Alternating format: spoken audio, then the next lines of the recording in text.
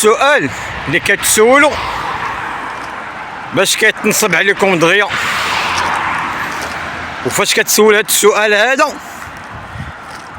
اشنو كيتبع لك هو شحال في راس مالك، شحال باش غادي تدخل. ملي كتقول شحال ديال المبيعه غادي ندير في النهار، واش نتايا بعدا حددتي فاش غتبيع وتشري، حددتي اين موسم غادي تنطلق، حددتي بعدا نتايا الفئه اللي غادي تستهدف، حددتي بعدا انت المدن غادي تستهدف، حددتي انت بعدايا الشيء في الشهر. كاين شي وقيت اللي ما خصكش تبدا فيهم، مثلا شي تفوت 15 شهر الناس صافي راه كطب، الخدمه راه كتبدا من ديك 29 28 في الشهر حتى لديك 10 12 عاوتاني كتخرج مع راسها. كيف تيقول واحد المثل، طماع كيقطع عليك كذاب. طريت شتي واحد اللي غتشري عنده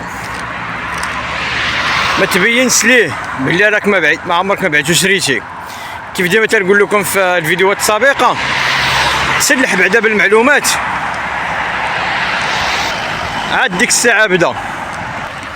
لان الا بغيتي تحدد شحال غتربح في الشهر، اخويا سير خدم لك موظف ولا خدمك اجير عند شي حد بان شحال غادي تشد في الشهر.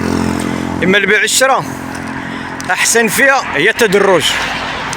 شتي بالبدايه ديالك تحافظي على راس مالك وتغطي المصاريف ديالك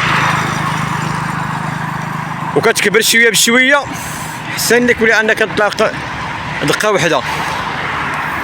راه واخا تشوفوا شي واحد تيقول لك هذا يلاه بدا هذا المشروع راه ربح قدو القد وصل قدو القد، ولا شري فهذاك نتحداك شي واحد انطلاقه ديالو ربح، ضروري ديك طاحونوض. راه هو ما كيدير ديك المبيعات في ذاك المجال، ذاك العصا بزاف ديال المجالات.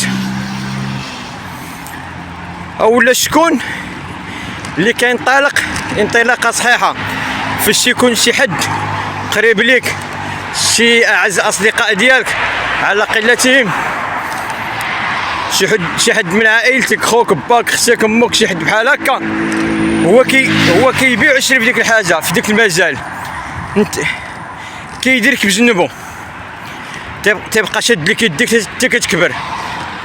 بحال قلت لي شري لك السلعه وانت ديك الساعه كتوكل على الله، دير هذه ما ديرهاش، هذه تلقاها هذه ما تلقاش، وهذه فين تحط فين دير، هذاك دغيا ما تخافش عليه. ولكن هذاك عاوتاني تيبقى ديما ضعيف، لان الشخصيه ديالو التجاريه كتكون ضعيفه. علاش؟ ما طاحش وناض، خص ديما اللي يوقف جنبو. شي نهار اللي يطلقو بوحدو صعيب عليه يزدت راسو، خصوصا الا كان شي واحد راسو ثقيل، اولا الا كان داك النوع الاتكالي. باش ما نطولش عليكم اخواني اخواتي، شي في البدايه ديال اي حاجه، بدايه ديال اي حاجه ما تزربش، ما تطمعش بزاف، شويه بشويه، كبر شويه بشويه احسن لك. يلا نشوفكم ان شاء الله موضوع جديد، فيديو جديد، تهلاو لي فراسكم.